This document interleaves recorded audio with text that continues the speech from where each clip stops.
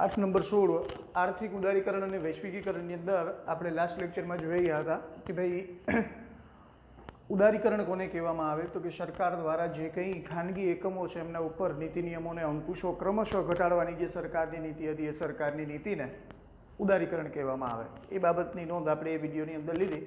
ત્યારબાદ હવે આપણે જઈ રહ્યા છીએ બીજા ટોપિક ઉપર કે જે છે ખાનગીકરણ. તો આપણે ગઈકાલે જોયેલું હતું લાસ્ટ લેક્ચરમાં કે એમની અંદર આપણને એવું કીધેલું હતું એલપીજી યાની કે લિબરલાઇઝેશન, ત્યારબાદ જે હતું એ પ્રાઇવેટાઇઝેશન અને ત્રીજું જે હતું એ ગ્લોબલાઇઝેશન. તો આજે જે આપણે વાત કરવાના છીએ એ પ્રાઇવેટાઇઝેશનની વાતો છે, ખાનગીકરણ. તો ખાનગીકરણ એ શું છે તો કે અહીંયા આગળ બે શબ્દ આપણે ખાસ ધ્યાનમાં રાખીશું. પહેલું જાહેર એકમો અને ખાનગી એકમો. જાહેર એકમો એટલે એવા એકમો થશે કે જેમનું નિયંત્રણ under control of the government, યાની કે એમનું સંચાલન કોણ કરતી હોય તો કે સરકાર કરતી હોય. એ આપણે જોયું કે ભાઈ રેલવે હતું, સાથે સાથે અણુ અને સંરક્ષણ જેવા જે ઉદ્યોગો જે હતા એમનું સંચાલન સરકાર પાસે છે. બાકીના ઉદ્યોગો જે છે એમનું સંચાલન વ્યક્તિ અથવા તો ખાનગી પેઢી પોતે કરતી હોય. તો અહીંયા આગળ ખાનગીકરણ. હવે શું થયું તો કે સરકાર પાસે જે તે સમયે 18 જેટલા જાહેર સાહસો હતા. એ જાહેર સાહસોએ સરકારને શું કર્યું તો કે સરકારે એ જાહેર સાહસોમાંથી માત્ર 3 જેટલા જાહેર સાહસો પોતાની પાસે રાખ્યા, બાકીના બધાનું ખાનગીકરણ કરી નાખ્યું. આજે સમગ્ર દેશની અંદર એક એવું રેલવે સ્ટેશન છે જેને આપણે હબીબગંજ તરીકે ઓળખીએ છીએ. આ હબીબગંજ રેલવે સ્ટેશન જે છે એનું સરકારે પ્રાઇવેટાઇઝેશન કરી દીધું. ત્યારબાદ સરકાર દ્વારા ઘણી બધી ટ્રેનો જેને આપણે તેજસ ટ્રેન તરીકે ઓળખીએ છીએ, એ તેજસ ટ્રેન યાની કે કોઈ કંપની દ્વારા ચાલતી ટ્રેન જે છે એ પણ સરકારે હવે પ્રાઇવેટાઇઝેશન કર્યું. યાની કે થયું શું તો કે જે એકમો સરકાર પાસે હતા એ સરકારે એ એકમોને ખાનગી પેઢીને સોંપી દીધા, જેના માટે થઈ અને એ એકમોનું સંરક્ષણ થઈ શકે અને એ ઉદ્યોગો જે હતા અને એ જે એકમો હતા એ સરકારને વધારે પ્રમાણમાં નફો કમાઈ શકે. તો અહીંયા આગળ પહેલેથી જોતા જઈએ ખાનગીકરણ એટલે શું. તો આ એક એવી પ્રક્રિયા છે કે જેમાં રાજ્ય હસ્તકના ઔદ્યોગિક સાહસોની માલિકી અથવા તેનું સંચાલન ખાનગી ક્ષેત્રને સોંપી દેવામાં આવે. તો કે સરકાર પાસે એકમ હોય, સપોઝ આપણે વિચારીએ કે રેલવે. હવે રેલવે જે છે તો રેલવેની અંદર આપણે કેવું હોય કે આનો માલિક કોણ છે તો આપણે કહી ન શકીએ કે આનો કોઈ માલિક હોય, તો એનો માલિક સરકાર છે.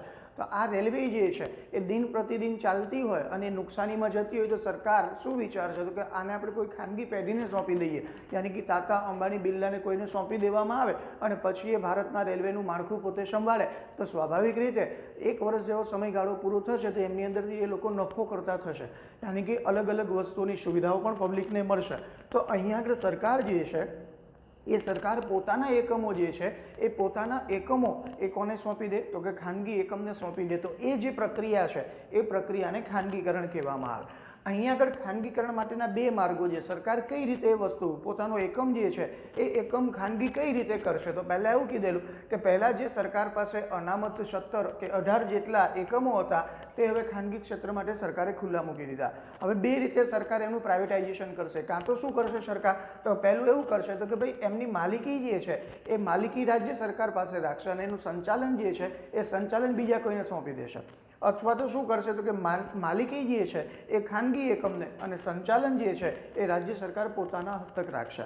તો આ રીતે 2 પ્રકારે જે કહી શકાય એ 2 પ્રકારે સરકાર જે છે એ ખાનગીકરણ કરતી હોય. આને આપણે સમજવું હોય તો એ રીતે સમજી શકીએ કે ભાઈ આપણી પાસે એવું કહીએ કે સમગ્ર ભારતની અંદર મોલ છે, આપણે મોલ પોતે બનાવતા હોઈએ અને મોલ આપણે દરેક જગ્યાએ પહોંચી ન શકીએ તો આપણે પહેલું કામ શું કરીએ તો કે ભાઈ અહીંયા આગળ અમદાવાદની અંદર આપણે મોલ બનાવ્યો તો એમના માલિક તરીકે આપણે ત્યાં આગળ બેઠા હોઈએ તો આપણું એની પાસે શું હોય તો કે માલિકી પણ આપણી છે અને સંચાલન પણ આપણું છે. પણ હવે એમ થયું કે આપણે અમદાવાદમાંથી બીજી કોઈ જગ્યાએ આગળ વધવું છે કે બીજા કોઈ જે કહી શકાય એવા રાજ્યની અંદર આપણે મોલ બનાવવા છે તો આપણે શું કરીશું તો કે દરેક રાજ્યમાં આપણે પહોંચી નહીં શકીએ તો એ મોલ જે છે એ મોલની માલિકી આપણે રાખીશું પણ સંચાલન માટે આપણે ત્યાં કોઈ વ્યક્તિને અપોઇન્ટ કરીશું કે એ વ્યક્તિ જે છે એનું સંચાલન કરશે. તો સરકાર પણ આવું કરે છે. સરકાર દરેક જગ્યાએ પહોંચી નથી શકતી કે માલિકી એની પાસે રાખશે અને સંચાલન જે છે એ બીજાને આપી દેશે. જેમ ટ્રેનની અંદર થયું એમ રેલવે તો કે ગણાય કોણ તો કે માલિક એનો સરકાર છે પણ એનું મેનેજમેન્ટ કોણ કરે તો કે ખાનગી કંપની, યાની કે તેજસ ટ્રેન શરૂ થાય તો એની અંદર બધી વસ્તુઓ પ્રોવાઈડ કોણ કરશે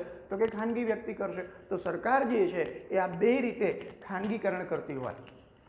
આ ખાનગીકરણ દેશની અંદર થયું તો એનાથી આપણને ફાયદો શું થયો તો એ ફાયદા બાબતની વાત અહીંયા આગળ કીધી કે ખાનગીકરણના લાભ. તો ખાનગીકરણના લાભની અંદર એવું થયું કે સરકારે છૂટ આપી, પ્રાઇવેટાઇઝેશન થઈ ગયું એટલે ઉત્પાદીય એકમમાં વધારો થયો. લોકોને ઉત્પાદન લોકોએ વધારી દીધું, લોકો વધારે પ્રમાણમાં જે કહી શકાય એવા એકમોનું ઉત્પાદન કરવા લાગ્યા. બીજું શું થયું તો કે મૂડીગત અને વપરાશી વસ્તુના ઉત્પાદનમાં વધારો થયો. આજે એવું થયું કે સરકારે શું કર્યું તો કે સરકારે આપણે રેલવેનું પ્રાઇવેટાઇઝેશન કરી દીધું, તો એની અંદર તેજસ ટ્રેન કઈ જગ્યાએ શરૂ થઈ? તો કે દરેક જગ્યાએ શરૂ ન થઈ, કે જેમ જેમ દિલ્હીથી વારાણસી અને અમદાવાદથી જે કહી શકાય એવું મુંબઈ, આવા 2 સ્ટેશનો એમણે પસંદ કર્યા. તો કે જે જગ્યાએ પબ્લિકની અવરજવર વધારે હોય અને જેમાંથી વધારે પ્રમાણમાં નફો કામી શકાય, તો લોકોએ પણ આવું કર્યું કે સરકારે જ્યારે પ્રાઇવેટાઇઝેશન કર્યું, ખાનગીકરણ કર્યું, એના માટે શું થયું તો કે જે વસ્તુઓ વધારે પ્રમાણમાં વપરાતી હતી એ વસ્તુઓનું ઉત્પાદન વધારી દીધું, જેના કારણે વધારે નફો કમાઈ શકાય. અને નંબર 3 ઉપર શું થયું? લાભ એ થયો કે જાહેર ક્ષેત્રનું ખાનગીકરણ થવાથી જાહેર ક્ષેત્રની કાર્યક્ષમતામાં સુધારો થયો. આજે જોઈએ કે સામાન્ય ટ્રેન તમે જુઓ, એ સામાન્ય ટ્રેનની કમ્પેરિઝનની અંદર તેજસ તમે જુઓ તો તેજસની અંદર જેમ ફ્લાઇટની અંદર સુવિધાઓ આપવામાં આવે એવી સુવિધાઓ પ્રાપ્ત થઈ. લોકોને પોતાનું પર્સનલ જે કહી શકાય એવું સરસ મજાનું ટીવી પણ પ્રાપ્ત થયું પોતાની સીટ ઉપર. અલગ અલગ વસ્તુઓ લોકોને સુવિધાઓની અંદર વધારો થયો. શા માટે થયો?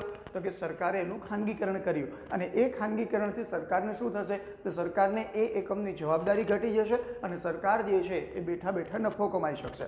તો અહીંયા આગળ પબ્લિકને લાભ થયા. કયા કયા લાભો? ફરી એક વખત તો કે ઉત્પાદનમાં વધારો થયો, સાથે સાથે જે વપરાશી વસ્તુ હતી એના ઉત્પાદનમાં વધારો થયો, અને લોકો જે હતા એ લોકોને સુવિધાઓ પ્રાપ્ત થઈ, અને જાહેર ક્ષેત્રો જે હતા એ જાહેર ક્ષેત્રની કાર્યક્ષમતામાં પણ વધારો થયો. આજે એના માટેનું બેસ્ટ ઉદાહરણ આપણે જોવું હોય તો જોઈએ છે કે સમગ્ર ભારતની અંદર અલગ અલગ રાજ્યની અંદર PGVCL કામ કરી રહી છે, પણ અમદાવાદ જેવા શહેરોની અંદર ટોરેન્ટ કામ કરે છે. તો અમદાવાદની અંદર ફાયદો શું થયો તો કે ભાઈ લાઇટ ક્યારેય જાય નહીં, અને કદાચ લાઇટ ગઈ હોય, આપણને પર્સનલ પ્રોબ્લેમ થયો હોય તો માત્ર ને માત્ર અડધો કલાકની અંદર એ માણસો જે છે રિપેર કરવા માટે આવી જશે. તો આ એક ફાયદો થયો. શેનો? તો કે પ્રાઇવેટાઇઝેશનનો. જ્યારે સરકારી આવા એકમો હશે એ સરકારી એકમો ઉપર સરકાર પહોંચી નથી શકતી, એટલે એમની અંદર સમય મર્યાદાની અંદર કોઈ સમય નિશ્ચિત હોતો નથી, એ સમયે કામ પૂરું કરવામાં આવે. તો આ આપણને થયેલા લાભ છે ખાનગીકરણથી. ખાનગીકરણ થયું તો હવે એના લાભ તો થયા, તો સાથે ગેરલાભ પણ થયા. તો ગેરલાભની અંદર શું થયું તો કે ઇજારાશાહીને વેગ મળ્યો.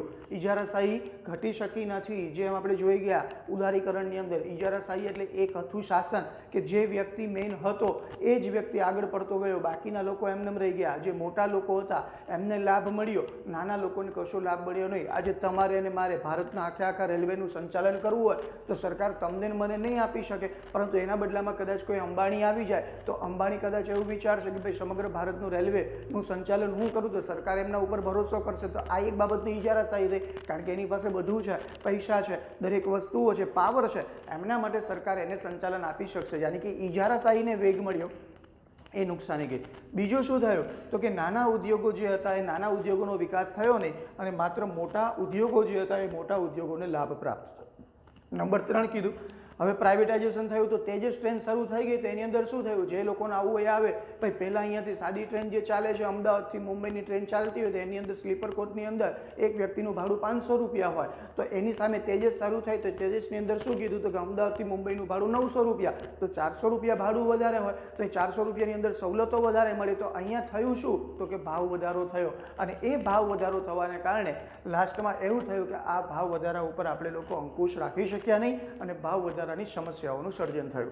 તો આ ગેરલાભ કે જ્યારે જાહેર સહાયક એકમો હોય, સપોઝ આપણે વિચારીએ કે અહીંયાથી આપણે મુંબઈ બસમાં જવું છે, તો બસની અંદર આપણે કોઈ પ્રાઇવેટ જે કહી શકાય ઈગલમાં જઈએ કે મહાસાગરમાં જઈએ કે નીતામાં જઈએ તો એમની ટિકિટ આપણે ચૂકવવી પડે 1000 રૂપિયા કે 1100 રૂપિયા. પણ એની જ સામે સરકારની કોઈ સરકારી બસ જતી હોય, GSRTC જતી હોય તો એ આપણને 600 રૂપિયામાં પહોંચાડતી હોય. તો એક સમય એવું થશે લોકોને સવલત મળવા લાગશે, એટલે લોકો જે છે એ કોઈ આવી પ્રાઇવેટ જે કહી શકાય એવી બસ પસંદ કરશે. કોના કમ્પેરમાં તો કે જાહેર એકમોના બદલામાં. તો અહીં આગળ આવો ભાવ વધારો દિન પ્રતિદિન જોવા મળે. તો એ ખાનગીકરણ થવાના કારણે આપણે આવા કોઈ ભાવ વધારાને રોકી શક્યા નથી. તો દોસ્તો આ પણ પરીક્ષાલક્ષી એકદમ મહત્વનો પ્રશ્ન છે. ઉદારીકરણમાં થયેલા સુધારા, લાભ અને ગેરલાભ. એવી જ રીતે ખાનગીકરણ કેટલી રીતે થઈ શકે તો એના માટેના 2 માર્ગો, અને ખાનગીકરણના લાભ અને ગેરલાભ જોયા પછી આ પાઠનો એકદમ મહત્વનો ત્રીજો ટોપિક છે જેનું નામ છે ગ્લોબલાઇઝેશન, યાની કે વૈશ્વિકીકરણ. તો કદાચ આની આપણે સંધિ છૂટી પાડીએ તો પણ આપણને ખ્યાલ આવી જાય કે વૈશ્વિકીકરણ એટલે શું થશે તો કે સમગ્ર વિશ્વ જે છે એ સમગ્ર વિશ્વ એક થઈ જાય. યાની કે શું થશે તો કે ભાઈ ભારત જે છે એ ભારતને વિશ્વના કોઈ પણ રાષ્ટ્રની અંદર જો કોઈ માલ મોકલવો હોય તો એ નિકાસ કરી શકશે, અને વિશ્વમાં કોઈ પણ રાષ્ટ્ર પાસેથી કોઈ પણ વસ્તુ જોતી હશે તો એ ભારત મંગાવી શકશે. તો એમની પાછળનું રીઝન આવું ક્યારે થયું તો કે ભાઈ વૈશ્વિકીકરણ 1991માં સરકાર જે હતી એ સરકારે ઘણા બધા સુધારાઓ કર્યા, અને એ સુધારાઓ દ્વારા વૈશ્વિકીકરણની અંદર શું થયું તો પહેલાં એમની વ્યાખ્યા આપણે જોઈએ. વૈશ્વિકીકરણ કોને કહેવામાં આવે? તો કે દેશના અર્થતંત્રને વિશ્વના અર્થતંત્ર સાથે જોડવાની પ્રક્રિયા. આપણું જે અર્થતંત્ર છે એ અર્થતંત્રને વિશ્વના અર્થતંત્ર સાથે જોડી દેવાનું અને સમગ્ર વિશ્વ સાથે આપણે એક થઈ અને કોઈ પણ વસ્તુનું આદાન પ્રદાન કરી શકીએ. વસ્તુઓ નહીં, માત્ર ને માત્ર અહીંયા શું કીધું છે, વસ્તુઓ, સેવાઓ, ટેકનોલોજી અને શ્રમનો પ્રવાહ વિશ્વમાં સરળતાથી પ્રાપ્ત થાય તેમને શું કહેવામાં આવે, વૈશ્વિકીકરણ. એટલે કોઈ પણ વસ્તુઓની આયાત નિકાસ કરી શકીએ, કોઈ પણ માણસો જે છે એને ભારતમાંથી બીજા રાષ્ટ્રમાં કામ અર્થે જવું હોય તો એ લોકો પણ જઈ શકે. વિશ્વના બીજા કોઈ રાષ્ટ્રમાંથી કોઈ વ્યક્તિઓને ભારતમાં પણ કામ માટે આવવું હોય તો એ લોકો આવી શકે. ભારતના જે ટેકનોલોજીના સાધનો છે એ વિશ્વમાં બીજી કોઈ જગ્યાએ મોકલી શકાય. વિશ્વની અંદર આવેલા સપોઝ જર્મની જે છે તો એ જર્મની યંત્ર ઉત્પાદનની અંદર સૌથી આગળ છે, તો કોઈ પણ યંત્ર આપણે જોતા હોય તો આપણે જર્મનીથી મંગાવી શકીએ. તો આવી બધી વસ્તુઓની અંદર નીતિની જે કહી શકાય એવી નીતિમાં ફેરફાર 1991માં થયો, જેને કહેવામાં આવે છે વૈશ્વિકીકરણ. તો વૈશ્વિકીકરણની અંદર સરકારે 1991ની પહેલાં જે 1947થી 1991માં જે કંઈ ભૂલો કરી હતી એ ભૂલમાં શું શું સુધારાઓ કર્યા, તેમાં પહેલું એવું નક્કી કરવામાં આવ્યું કે ભાઈ કોઈ પણ બે દેશો હોય, એ બે દેશો વચ્ચેના વ્યાપારની અંદર જો કોઈ અવરોધ હોય તો એ અવરોધોને દૂર કરવા. તો એના માટે આપણે જોઈ ગયા છે કે કોઈ પણ રાષ્ટ્ર જે છે એ રાષ્ટ્રને પોતાની શું હોય તો કે તાબાની અદાલતો હોય, એનાથી ઉપર હાઈકોર્ટ હોય અને સમગ્ર દેશ વચ્ચે એક જ હોય. કોણ હોય તો કે સુપ્રીમ કોર્ટ હોય. તો એ સુપ્રીમ કોર્ટ ભારતની અંદર કઈ જગ્યાએ આવી તો સુપ્રીમ કોર્ટ દિલ્હીની અંદર. તો એવી જ રીતે કોઈ પણ રાષ્ટ્ર જે છે, હવે આપણે એવું થયું કે પાકિસ્તાન સાથે ઝઘડો થયો, કોઈ વ્યાપાર આપણે કર્યો અને વ્યાપારની અંદર પાકિસ્તાન સાથે આપણે ઝઘડો થયો તો એના માટેનો કેસ આપણે આપણી સુપ્રીમમાં ન લડી શકીએ. તો એ કેસ લડવા માટે આપણે ક્યાં જવું પડે તો સ્પેશિયલી અંદર આપણે એ કેસ લડવા માટે જે આંતરરાષ્ટ્રીય અદાલત છે કે જે નેધરલેન્ડના હેગ શહેરમાં આવેલી છે, એ નેધરલેન્ડના હેગ શહેરની અંદર આપણા દ્વારા કેસ દાખલ કરવામાં આવે અને આપણા જે એવિડન્સ જે છે, આપણા પ્રૂફ છે ત્યાં આગળ રજૂ કરવામાં આવે અને પછી જે આંતરરાષ્ટ્રીય અદાલત જે છે એ આંતરરાષ્ટ્રીય અદાલત દ્વારા ચુકાદો આપવામાં આવે. તો વૈશ્વિકીકરણ કરવાની અંદર સરકારે પહેલો સુધારો એ કર્યો કે કોઈ પણ બે રાષ્ટ્ર વચ્ચે જો કોઈ અવરોધો હોય તો પહેલાં એમને દૂર કરવા. બીજું એવું કીધું કે કોઈ પણ દેશ વચ્ચે એવી પરિસ્થિતિનું નિર્માણ કરવું કે બે દેશો વચ્ચે મૂડીની હેરફેર સરળતાથી થઈ શકે. આજે મારી પાસે પૈસા હોય, સપોઝ 5-10 કરોડ રૂપિયા હોય તો એ 5-10 કરોડ રૂપિયા લઈને મારે અમેરિકાની અંદર વ્યાપાર કરવા માટે જવું હોય તો આજે હું જઈ શકું. તો એના માટે શું કરવામાં આવ્યું તો સરકારે આપણને છૂટછાટ આપી. આ સુધારાઓ થયા. પહેલાં એવું નહોતું થતું 1991 પહેલાં. હવે શું કીધું તો કે ટેકનોલોજીની હેરફેરના અવરોધો દૂર કરવા. કોઈ પણ વ્યક્તિને ભારતમાં બેઠા બેઠા વ્યાપાર કરવો હોય અને વિદેશી કોઈ યંત્રની જરૂર પડે તે વ્યક્તિ વિદેશથી યંત્ર મંગાવી શકે અને ભારતની અંદર પ્રોડક્શન કરી શકે. તો એના માટે સરકારે સુધારાઓ કર્યા. અને છેલ્લો સુધારો સરકારે શું કર્યો તો કે વિશ્વના જુદા જુદા દેશો વચ્ચે શ્રમની હેરફેર મુક્ત રીતે કરવી. સપોઝ ઓમાન જે છે એ ઓમાનની અંદર આપણે જવું હોય તો ત્યાં આગળ સુથાર લોકો જે છે એમને વધારે પૈસા આપવામાં આવે. તો ભારતના જે સુથાર લોકો જે છે એ કદાચ એવું વિચારે કે એમને 5-10 વર્ષ માટે થઈને ઓમાનની અંદર વ્યાપાર કરવા માટે જવું છે, ત્યાં સુથારી કામ કરવા માટે જવું છે તો એ લોકો જઈ શકે. સપોઝ અહીંયાથી કોઈ બાર્બર હોય, અહીંયાથી તો એને એમ થાય કે ભાઈ મારે લંડનની અંદર હેર સલૂન કરવું છે તો એ વ્યક્તિ લંડનની અંદર પોતાની શોપ કરી શકે. તો એ સરકારે શું કર્યું તો કે શ્રમિકોની હેરફેર હતી એ શ્રમિકોની હેરફેરની અંદર પણ સરકારે છૂટછાટ આપી. ક્યારે તો કે 1991 પછી. આ દરેક વસ્તુઓ એ 1991 પહેલાં નહોતી. તો આ થયેલા સુધારાઓ હતા કે સરકાર વિશ્વ સાથે જોડાઈ ગયું, આપણે વિશ્વ સાથે જોડાઈ ગયા. તો કયા કયા સુધારાઓ લાગુ પડ્યા એ બાબતની નોંધ અહીંયા આગળ છે. હવે વૈશ્વિકીકરણ થયું તો સ્વાભાવિક આપણને ખબર પડી ઘણા બધા લાભ થયા હોય. એમાંનો પહેલો લાભ શું થયો તો કે વિદેશી મૂડીરોકાણને પ્રોત્સાહન મળે છે. તો અહીંયા આગળ થયું કે પહેલું જ આપણે ઉદાહરણ લઈએ કે ભાઈ હમણાં અમદાવાદ અને મુંબઈ વચ્ચે બુલેટ ટ્રેન જે શરૂ થવાની છે, તો અમદાવાદ અને બુલેટ ટ્રેન શરૂ થવાની હોય તો એમની અંદર જાપાનનો બહુ મોટા પાયે સહયોગ છે. કારણ કે જાપાનની અંદરથી બુલેટ ટ્રેન જે છે, બુલેટ ટ્રેન અહીંયા આગળ આવી રહી છે. તો શું થયું તો કે જાપાનની જે કંપની હતી એ જાપાનની કંપનીએ ભારતની અંદર મૂડીરોકાણ કર્યું. એટલે શું થયું તો કે જાપાનના માણસો અહીંયા કામ કરવા માટે નહીં આવે, આવશે પણ કોણ હશે તો કે એન્જિનિયરો હશે. જે કહી શકાય 100-200 એન્જિનિયરો આવશે, પણ જે સામાન્ય માણસ જે છે એ સામાન્ય માણસ કામ કરવા માણસોની જરૂર કોની પડશે તો એ ભારતના લોકો. તો એ ભારતના લોકો જે છે એ ભારતના લોકોને એમાંથી રોજગારી મળી રહેશે. તો અહીંયા વૈશ્વિકીકરણ થવાને કારણે શું થયું તો કે વિદેશી મૂડીરોકાણને પ્રોત્સાહન મળ્યું. યાની કે વિદેશના લોકો ભારતમાં આવ્યા અને પોતાનું મૂડીનું રોકાણ એ લોકોએ અહીંયા આગળ કર્યું. હવે શું થયું તો કે વિકસિત દેશમાં ઉત્પન્ન થતી વસ્તુઓ સરળતાથી મળી રહે. જે રાષ્ટ્રો વિકસિત છે અહીંયા આગળ 3 પ્રકાર પડે: વિકસિત હોય, વિકાસશીલ હોય અને અલ્પ વિકસિત હોય. અલ્પ વિકસિત એટલે કે જેનો વિકાસ એકદમ ઓછો હોય, જે નાઇજીરિયા છે, ઝિમ્બાબ્વે છે, પાકિસ્તાન છે, એ અલ્પ વિકસિતની અંદર આવતા રાષ્ટ્રો છે. ભારત જે છે એ વિકાસશીલ રાષ્ટ્રની અંદર આવતું રાષ્ટ્ર છે. વિકાસશીલ એટલે કે જે વિકાસની દિશામાં હાલ પ્રગતિ કરી રહ્યું છે, અને વિકસિત રાષ્ટ્રો એટલે કે જેનો વિકાસ થઈ ચૂક્યો છે, જેમની જે કહી શકાય એવી ઇન્ડિવિજ્યુઅલ ઇન્કમ માથાદીઠ આવક જે છે એ સૌથી વધારે છે. જે આપણને ખબર છે નોર્વે છે, સ્વીડન છે, એવા રાષ્ટ્રોને વિકસિત રાષ્ટ્રો કહેવામાં આવે કે જે લોકોની માથાદીઠ આવક 5 લાખ રૂપિયા જેટલી છે. તો અહીંયા આગળ એવું થયું કે કોઈ પણ વિકસિત રાષ્ટ્રની અંદર કોઈ પણ વસ્તુ ઉત્પાદન થતી હોય તો આપણે સરળતાથી મંગાવી શકીએ. સપોઝ અમેરિકાની અંદર કોઈ વસ્તુ બનતી હોય તો આપણને એમ થયું કે એ વસ્તુ આપણે લેવી છે, તો અહીંયા આગળ ગ્લોબલાઇઝેશન થઈ ગયું, વૈશ્વિકીકરણ થયું કે તે વસ્તુને આપણે ઘરે બેઠા બેઠા ભારતમાં મંગાવી શકીએ. ત્યારબાદ ત્રીજું કીધું છે કે ભારત જેવા વિકાસશીલ રાષ્ટ્રો જે છે એ વિકાસશીલ રાષ્ટ્રો આજે વૈશ્વિકીકરણ થવાને કારણે આંતરરાષ્ટ્રીય હરીફાઈની અંદર ટકી શકે છે. તો અહીંયા આગળ જોયું કે ભાઈ ચાઇના કોઈ પણ વસ્તુ બનાવતું હોય તો ભારતના વિચાર આવે કે આપણે પણ આવું કંઈક બનાવીએ, તો એની સાથે હરીફાઈમાં રહેવા માટે થઈને આપણે આવી વસ્તુઓ બનાવતા થઈ ગયા. એની હરીફાઈમાં આપણે રહેવા માટે આજે આપણી ગુણવત્તાની અંદર આપણે સુધારો કર્યો. તો ટોટલ અહીંયા આગળ લાભ કયા કયા થયા? વૈશ્વિકીકરણ થવાને કારણે આપણે શું થયું તો કે વિદેશી મૂડીરોકાણ વધ્યું. વિદેશી મૂડીરોકાણ થવાને કારણે શું થયું તો કે ભાઈ વિકસિત રાષ્ટ્રની અંદર ઉત્પન્ન થતી વસ્તુઓ આપણે મેળવી શક્યા, અને જેના કારણે આપણે આંતરરાષ્ટ્રીય હરીફાઈમાં ટકવાની ક્ષમતા આપણને પ્રાપ્ત થઈ.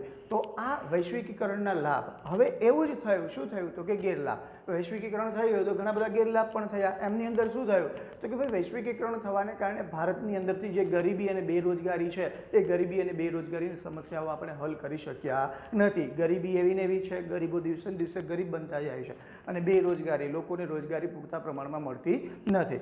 બીજું શું કીધું તો કે નિકાસ વૃદ્ધિ દ્વારા જે લાભ મળવા જોઈએ તે મળ્યા નહીં. એટલે કે અહીંયાથી કોઈ પણ વસ્તુ આપણે બનાવીએ છીએ ને એ બનાવેલી વસ્તુને આપણે વિદેશમાં વેચીએ છીએ તો જે લાભ આપણને મળવો જોઈતો હતો એ લાભ આપણને મળી શક્યો નથી. અને ત્રીજું કીધું કે સૌથી વધારે મોટા ઉદ્યોગોને લાભ મળ્યો, નાના ઉદ્યોગોને તેનો લાભ મળ્યો નથી. એટલે આજે મારે કોઈ વસ્તુ અમેરિકામાં વેચવી હોય તો મારે સરકાર પાસેથી ISOનું પ્રમાણપત્ર લેવું પડે, આખી પ્રોસેસ કરવી પડે. તો હું મોટો વ્યક્તિ હોય, મારો ઉદ્યોગ મોટો હોય તો હું અબ્રોડની અંદર કોઈ પણ વસ્તુની નિકાસ કરી શકીશ, એક્સપોર્ટ કરી શકીશ. અધરવાઇઝ જો હું નાનો માણસ છું તો આ પ્રોસેસમાંથી હું પસાર નહીં થઈ શકું, અને મારી વસ્તુઓ જે છે એ વસ્તુને હું વિદેશમાં વેચી નહીં શકું. તો આ મોટામાં મોટી નુકસાની થાય. તો વિદ્યાર્થી મિત્રો, અહીંયા આગળ ઉદારીકરણમાં થયેલા સુધારા, લાભ ગેરલાભ, સાથે સાથે ખાનગીકરણ કેટલા માર્ગે થઈ શકે એમના લાભ અને ગેરલાભ, વૈશ્વિકીકરણની વ્યાખ્યા શું, ને વૈશ્વિકીકરણની અંદર થયેલા 1991 પછીના સુધારાઓ અને એમના લાભ અને ગેરલાભ વિશેની ચર્ચાઓ આપણે અહીંયા આગળ કરી. આ પરીક્ષાલક્ષી એકદમ મહત્વના પ્રશ્નો છે. આમાંથી 4 માર્કનો પ્રશ્ન પરીક્ષામાં પૂછાય છે. બાકીની વિગતે ચર્ચાઓ આપણે નેક્સ્ટ લેક્ચરમાં કરીશું.